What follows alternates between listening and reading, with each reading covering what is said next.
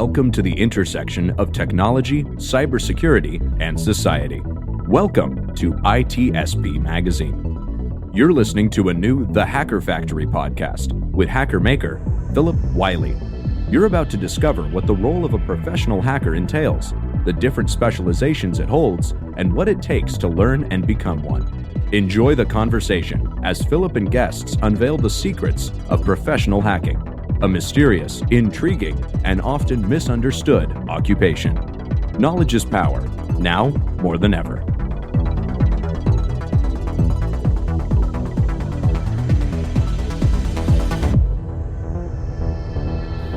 Hello and welcome to another episode of the Hacker Factory podcast. Today, I'm excited to have Occupy the Web on today's show. Welcome to the show. Thank you, Phillip. Good to be here. So, thanks for joining. I know you're super busy, and thanks for joining the show. The focus of the show is to help people try to get started in cybersecurity and offensive security. So these stories are all helpful and motivating, and just based on what we talked about prior to recording, I think you've got some really great stuff to share. Thanks. Thank you, Phillip. I'm happy to talk about what we've been doing.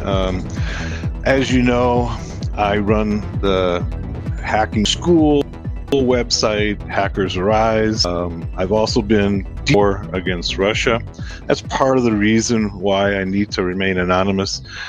There's a lot of reasons that I need to remain anonymous, but that's right now the most important one, because I'm literally seeing attacks from Russia against me almost every day. I would say probably every day, sometimes more than once a day. So I need to remain anonymous to maintain my physical and information security. So I am a little bit concerned there, because they seem determined to find me, and so I will try to remain anonymous. Definitely understand that. So this is going to be a great show. Looking forward to the topic, especially getting into the Russia and Ukraine related stuff. But if you could kind of share how you got started, kind of your origin story. My origin story. Wow, let's see. That goes back. That goes back quite a way. First, there was my mother and my father, and they met. Okay, and anyway, so I think what you're actually referring to is my origin story in information security. So yes, yeah. All right. So what? It's kind of it goes to my having to remain anonymous. But I used to be a professor of computer science. And, I have a certain streak of curiosity and mischievousness. And that streak of curiosity and mischievousness led me places that I probably shouldn't have gone. Okay.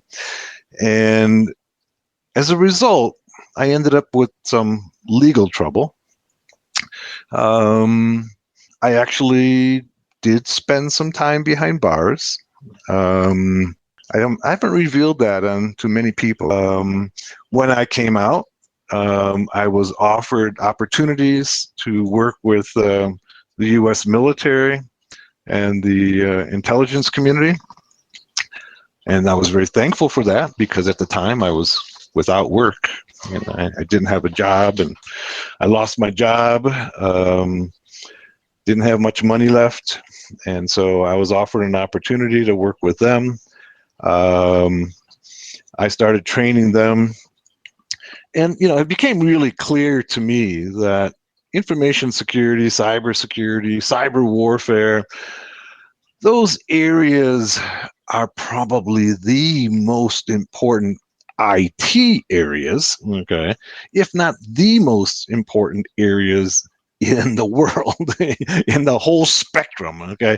I think the war with Russia and Ukraine has shown how important it is. I've always kind of focused my cybersecurity hacking to the cyber war side of things, because I've always anticipated that we would see what we're seeing today, and I think cyber war is what we're going to see continuously in the future. I mean, we see cyber war taking place almost every day, right? People aren't aware that the U.S. hacks Russia, and Russia hacks the U.S., and China hacks the U.S., and U.S. hacks Russia, and China hacks India, and India hacks China. I mean, this is going on a daily basis all the time. Okay, but right now is the first time we've actually seen cyber warfare break out into the open between Ukraine and Russia, and for that matter, the hacker community in general against Russia. Not all hackers are anti-Russia. Let's be clear, but probably 90% are defending or at least side with Ukraine against the incursion. And I'm going to back up and say anti-Russia. I'm not anti-Russia. I love the Russian people. Okay, I'm anti-Putin. Okay, I'm anti-aggression. Okay, against Ukraine. Ukraine has a right to remain free. Okay, they have a right, just like you and I have a right to remain free. Each one of us in our countries has a right to remain free and not be fearful for the aggression of our neighbors. Ukraine has that right as well. Apparently, Putin doesn't think they do have that right, and I think that is scary not only for Ukraine but for all of Europe, okay, and for anybody in the world, okay, that Putin believes that he can just march his troops into any place and install his own government and flatten cities. I think we all should be fearful of that. So I've always, in all of my cybersecurity, and maybe it comes from my background of working with the military, but I've always had a focus on cyber warfare. So when the war broke out in Ukraine against Russia, and that was not unanticipated, obviously, I immediately began to defend Ukraine. And I raised a small army to help defend Ukraine. And we have been attacking Russia, defending Ukraine since February 24th. I mean, I can literally remember the moment when Ukraine got invaded, and we were ready to go, and we went immediately did that huge DDoS attack against Russia. And basically there was probably 100,000 people involved in that attack against Russia. Russia said that they identified 17,000 IP addresses. Obviously one of them is mine, that partook in that, and they're trying to get retribution on those 17,000. But in reality, there was probably closer to 100,000 people were involved in that. And we basically, it was the largest DDoS attack in the history of the world.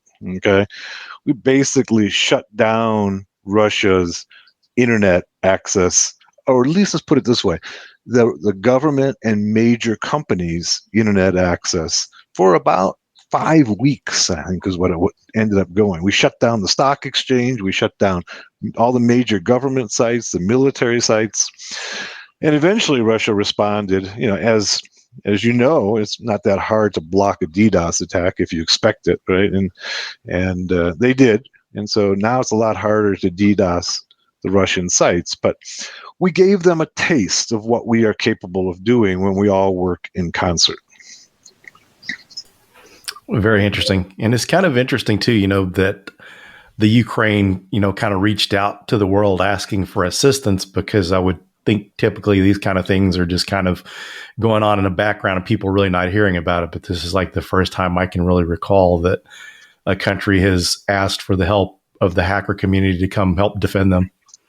Yeah, that's a really important point, because it's probably the first time in the history of the world that a country has reached out to the hacker community and said, look, we need your help. And we responded. And I think that they're very grateful for that. At least they've expressed their gratitude to me and to others, that they're very grateful for our assistance in helping them repel. Ukraine has been successful so far, whatever it is, 6 months into this war, almost 6 months, that they've been able to repel a much larger, much more powerful adversary. And part of that is what the hackers have done.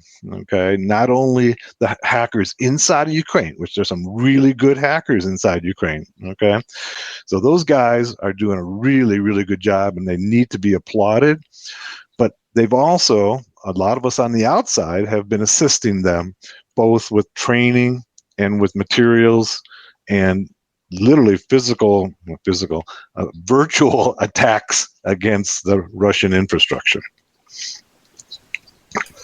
Yeah, it's very, very cool. And so it's really great that to have a resource like yourself that actually teaches this stuff. And, one of the things I'd have to venture to say too is, someone that just teaches basic pen testing may be somewhat helpful, but you really need someone that's very specialized in the style of hacking that you do.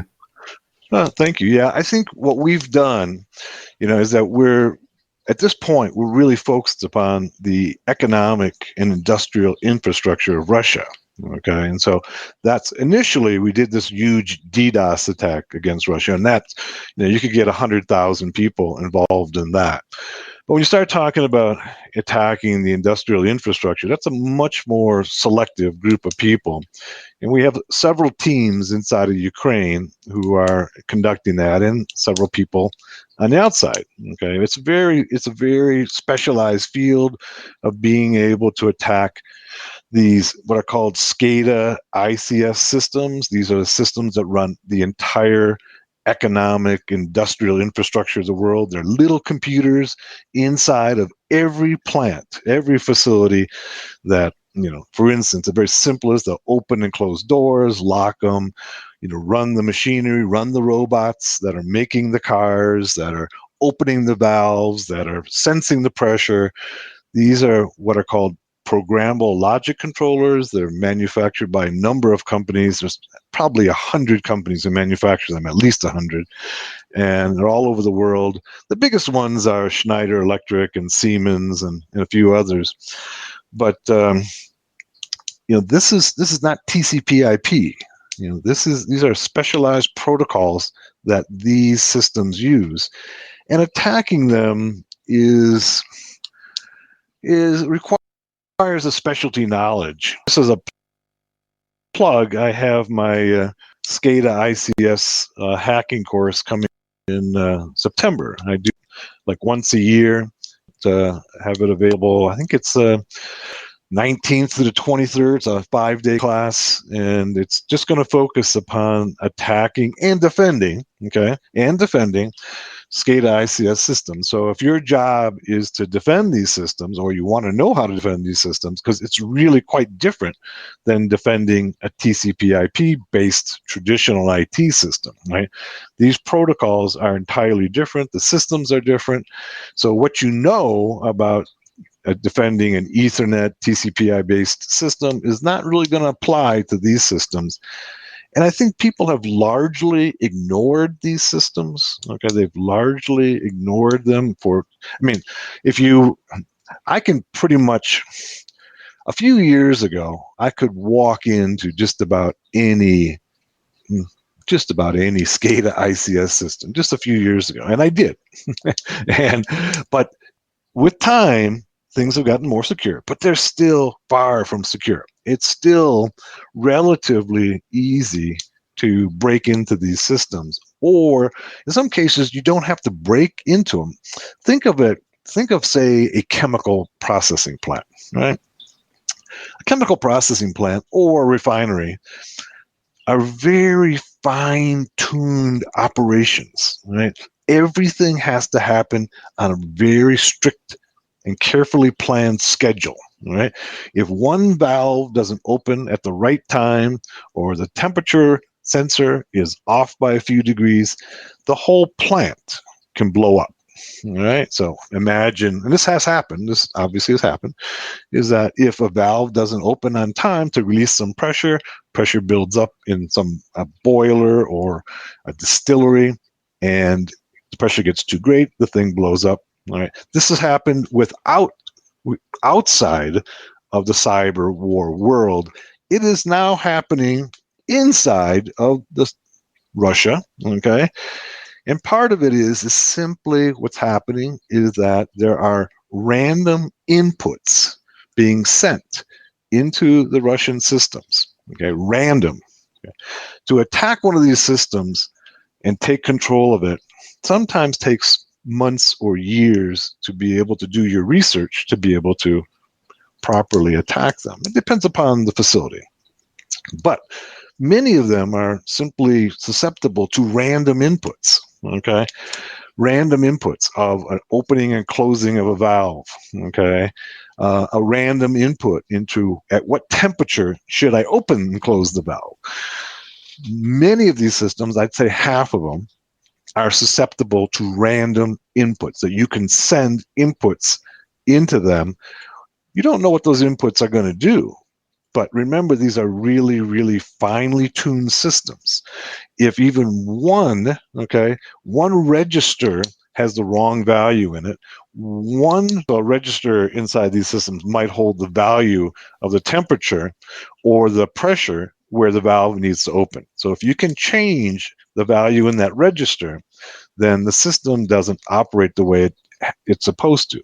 Now, that change may be innocuous. It may be disastrous. Okay, it depends upon the various operations there. So this is kind of the equivalent of a DOS attack against SCADA systems, and we've had some success. Okay, in this regard, we've got lots of people sending random inputs into the Russian industrial infrastructure. Very interesting. And so for the folks listening, and correct me if I'm wrong, this is kind of although maybe they use malware or whatever, but this is kind of similar type of attacks to like Stuxnet. It's in the same level of Stuxnet. So Stuxnet was an attack against an industrial facility, the uranium enrichment facility at Natanz in Iran, where they were enriching uranium, and that was probably perpetrated by the NSA. Right? That project was a 3-year project to be able to get inside of that facility and basically reprogram the PLCs. So we don't have 3 years, right? But it's a similar type of attack in that we're sending random inputs into these facilities versus Stuxnet sends very specific inputs into what they were doing is controlling the speed of the centrifuges that enrich the uranium. We don't have 3 years here to be able, well, we might. Who knows how long this war will go. But in our case here, we're just simply trying to disrupt the industrial infrastructure of Russia. Yeah, it's very, very interesting. And one of the things, too, I think, just to kind of show for comparison, because, people learn about, hearing about pen testing and red teaming. So the kind of stuff you guys are doing are probably more, I would say, are more similar to what a red team operation would be, trying to go undetected and so forth. Well, we've got to go undetected. Yeah. So this would be like red teaming an industrial plant. All right. So we're going. So, most pen testers are working in a traditional TCP/IP environment, and we do that as well. But this is a very specialized field of working in industrial plants, and your TCP/IP background simply isn't going to apply to these types of facilities. So I know some of these facilities you're able to get through the internet. So are there cases where you have to get physical access? I mean, I know they use different types of wireless technologies like IoT. So how's that typically done? I mean, is most cases you're able to get the things through the internet? Well, in most cases, somebody has to manage and monitor these facilities. Okay, so that means that they have to have an interface, okay, to the internet, so that somebody can go ahead and manage and monitor it. And but once you get past that interface, all right, then what happens on the other side of the interface is all a specialty protocol such as Modbus or Profinet. Profinet was the protocol that was used in the Stuxnet attack. Modbus is the most widely used protocol. So you can get to the interface, all right? If you can get to the interface, and then at the interface, you use TCP/IP to get to the interface, and then past the interface, you have to use the protocols that these PLCs use, which is there's probably 20 or 30 of them that are widely used, like DNP3, Modbus, Profinet, OPC. These are things that most people aren't familiar with, but once you get to that interface, then oftentimes you can send in probes, okay, and random inputs into those PLCs. You can actually send data to the PLCs through that interface. That interface is there simply to be able to allow somebody to monitor it. Now, really highly confident had, in some cases, that's true both in the West and in Russia. Okay, there are certain facilities that are off. We don't attack those plants. So, ability to interface with that connection that those plants have to the outside world, so that a engineer can manage and monitor it. If you don't, every one of these facilities has to have what's called a human-machine interface, where there's somebody managing to see that everything's working properly. And whether it be a water plant or a sewage plant or a refinery, somebody's sitting at a computer, and that computer is connected to that facility. All right. And oftentimes we can connect to that same interface to the plant, and then we can do what we do. Yeah, it's kind of interesting. Recently, I had someone show me that there was leakage of a PLC through the internet. You could just get to it from the internet. So I'm sure probably a little more secure in some of the scenarios that you're seeing, but just amazing sometimes what gets exposed. Yes, I mean, you can access the PLCs on many of these plants. So that's basically what we're doing, is that we're accessing the PLCs on these facilities. So you can, once you get to that interface, then you can send commands into the plant. Okay, in some cases you can pull data off. In some cases you can send new data into those facilities, and that's where the attack actually takes place. But trying to determine what the data that should be placed in those PLCs is not an easy thing to do. But what we're doing is sending random data. Okay. And so we don't really know what the impact of the data is. We only know that these facilities have to be finely tuned. And if you send random data in, there's a greater chance that the facility breaks down. Very interesting. And so, a lot of people join the show because they're trying to learn. So how would someone go about learning skills at this level? Well, like I said, I have a class next month, September, that's just 5 days of SCADA ICS.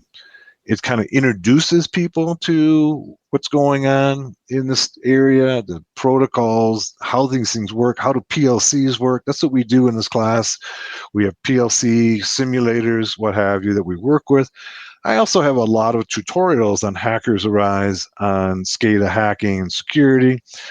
We do a lot more in the class. So if somebody really wants to upgrade their skills in this area, I recommend coming to my week-long class. Is September 19th through 23rd. Okay, it's 5 days, and you're not going to be an expert at the end of the 5 days, but you'll have a good understanding of what actually is taking place in there. And then we do have an advanced SCADA ICS class as well. So once someone's went through that course, is there a way for them to set up a home lab to be able to practice what they're learning? Yes, you can set up a home lab in a number of different ways. So if you want to set up a home lab of a PLC to test, we have software that will run on a Raspberry Pi, right? So you can set up essentially a little industrial PLC on a Raspberry Pi, and then learn how to program it, learn how it operates, learn how you can hack it, right? So that's what we do in the class. Very cool. I guess the interesting thing about that type of hacking compared to your typical run-of-the-mill hacking, there's so many tools out there. Is there a decent availability of tools to do that type of hacking? Well, there's a decent amount of tools. And there's a few modules in Metasploit, and actually it's more than a few. There's maybe, I got a list of them on Hackers Arise of all the Metasploit modules. But the field is so diverse. Like I said, there's probably 50 to 100 companies who are making these PLCs, and so that the attacks are particular to the company and the model of the PLC. So there are tools, but they're always like in TCP/IP original traditional IT systems. There's a vulnerability, there's an exploit, and then there's a patch. Same thing applies in the SCADA ICS field, is that once again, we don't have like a single operating system. And so it makes for having to do a lot more research to be able to attack them effectively. But there are tools out there. But traditional pen testing, we know that there's basically 3 operating systems, right? There's Windows, Mac, and there's Linux, right? And there's Unix as well, but the attacks generally are similar or the same in those fields. In SCADA ICS systems, you're essentially working with many, many different systems. There's almost nothing that's the same between the systems. So it's so differentiated that it makes the attacking and developing attacks a lot more difficult, and it has to be very specialized.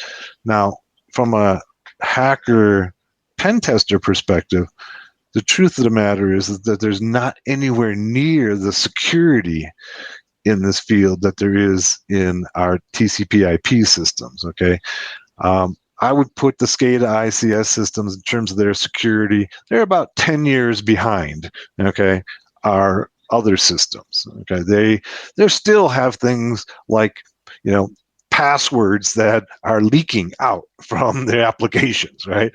We can get inside their applications and pull the password out, right? They don't have authentication on many of them, so anybody can go inside. Right? Things that that most of our industry has patched 10, 15 years ago, these guys are still just getting around to it today. Very cool. And I know I used to work for a company that had some ICS infrastructure. They were a large consumer, a global consumer products manufacturing company. And just sometimes I know how fragile those systems were. And a lot of times it kind of gave the people managing the OT environments kind of reasons to push back, but it's really kind of hard to be able to secure anything because they were, worried about losing production if this broke down and people getting hurt and all that sort of thing. So I can see it can be a challenge for people to be able to defend and secure those environments. Yeah. And the thing is that in many cases, they can't go down, right? So if you're talking about an oil refinery or a chemical plant, they can't shut them down to patch. They basically have a once a year maintenance cycle.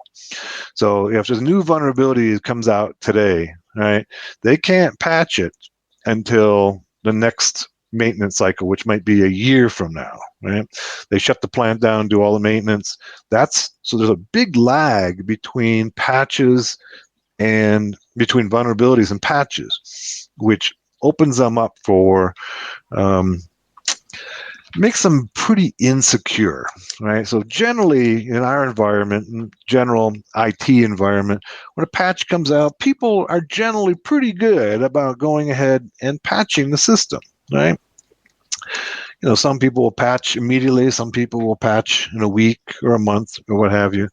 In the SCADA ICS systems, oftentimes that patch cycle might last a year or more. And remember that some of these systems are really old. Some of them are like 50 years old, right?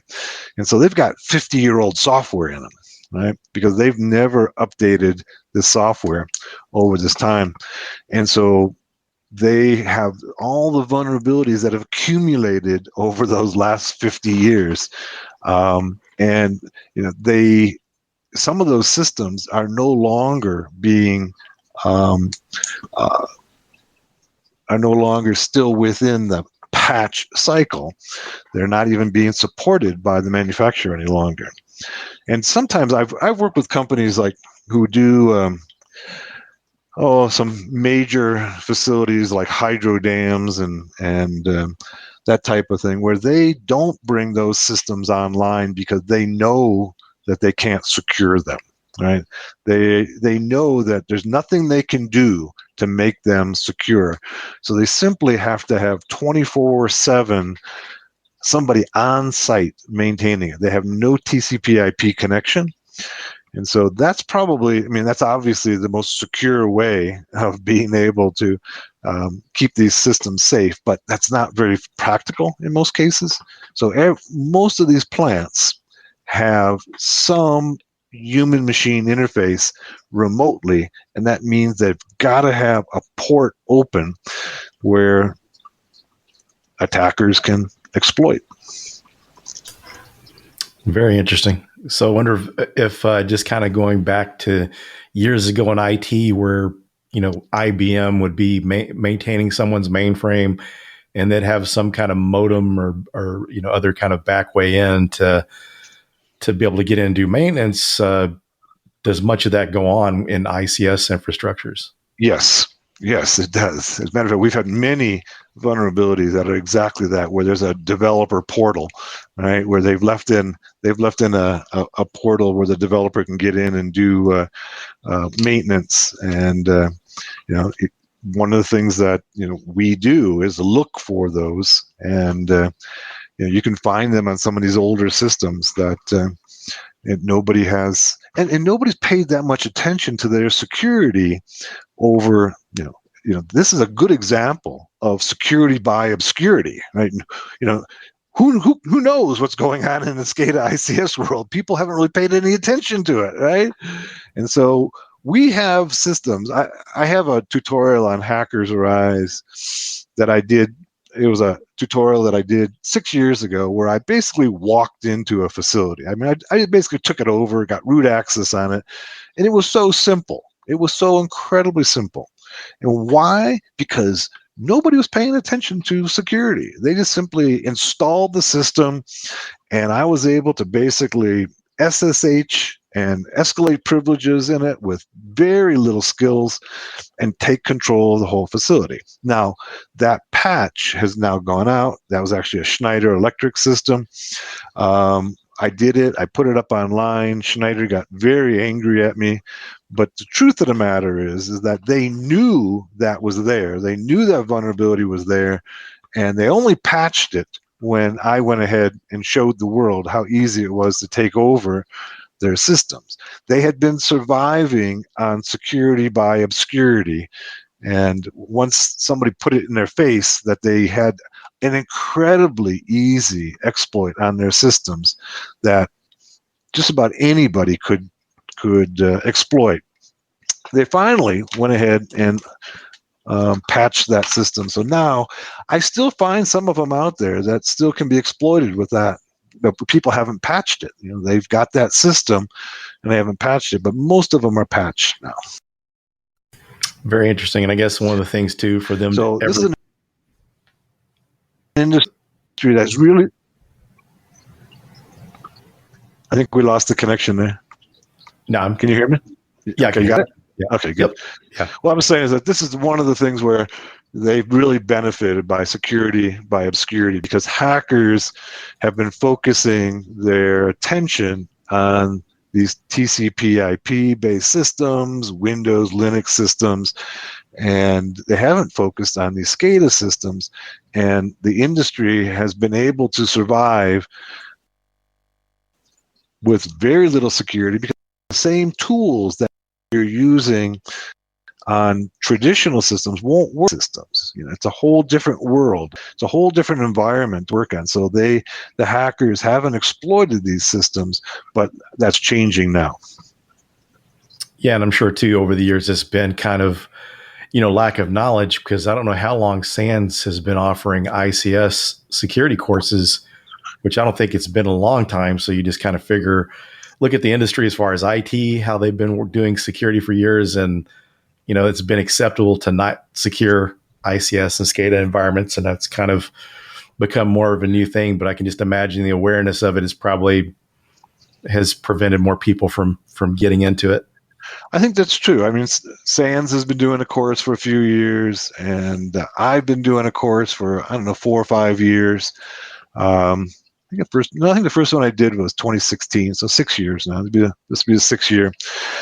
But in all honesty, there really hasn't been that much interest. I've been offering this course, and there hasn't been that much interest in it until now. Now there's a lot of interest in it, right? And but I've been offering this course, and very few people sign up for it. This year we have a lot of interest in it, so. So if you're interested in SCADA ICS, and not only are you just interested in it because your company is a SCADA ICS facility, but I think it's a good way for people who are relatively new to the industry to differentiate themselves from everybody else. There's very few people who can put on their resume that they know SCADA ICS security and hacking, right? This is a way for particularly young people who are trying to get their way into the field, say, hey, I have a certain level of competence in a field that very few people know, and that's SCADA ICS. And of course, as more and more of these industrial companies realize how much they're at risk, there's going to be greater and greater demand for people who can either pen test them or secure them. So just like the traditional IT systems, you really can't secure a system if you don't know how to attack it, right? You got to understand how attackers are going to get into the system or can get into the system to be able to properly secure it, right? So, and there's multiple vectors of getting into these systems. Very interesting stuff. So we're coming down towards the end of the show. Is there any advice you'd like to share before we close it out? Well, mostly I want to encourage people to get involved in red teaming, pen testing, information security. I think that it's real important for people to understand that, hacking has had a bad reputation for a long time. That's where the distinction was made between ethical hackers and black hat hackers, what have you. But I want people to know that, like the war between Russia and Ukraine, you can use your skills for good. We are helping to save Ukraine, and this year it's Ukraine. Who knows what next year is going to be? Maybe it's going to be your country, right? But right now it's Ukraine. You can develop your skills, and you can use them for the good of society. And I want to encourage people to be able to do that. Part of it is that you have to be dedicated to learning, because this is a field that requires that you always be learning. You always have to learn because it's constantly changing. But you'll be well rewarded if you do that.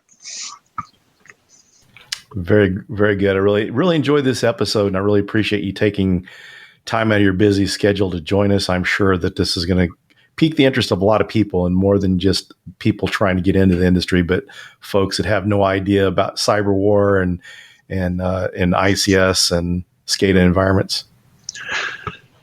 Thanks, Philip. I'm glad you asked me to do this. I enjoyed talking to you, and hopefully we can do another one in the near future.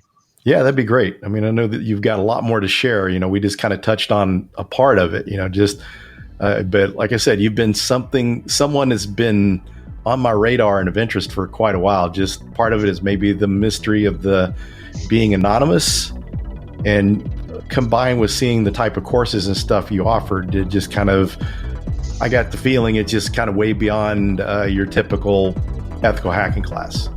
Yeah, I mean, we just finished up yesterday a SDR for hackers, a software-defined radio for hackers class, which the people who came to that class just absolutely loved it. There's so many things. Once again, it's one of those areas that is not really been given much attention, but think about it. How many times radio waves are used to control devices, your cell phone, right? Your Wi-Fi, your remote control, your garage door opener, your key fob to your car, your GPS. These are all radio waves. And so in yesterday's class, we were looking at ways of hacking each of those. Very cool. Well, thanks again for joining. I appreciate it. All right. Thanks, Phillip. Yeah, thank you. Thanks, everyone, for joining, and we'll see you on the next episode.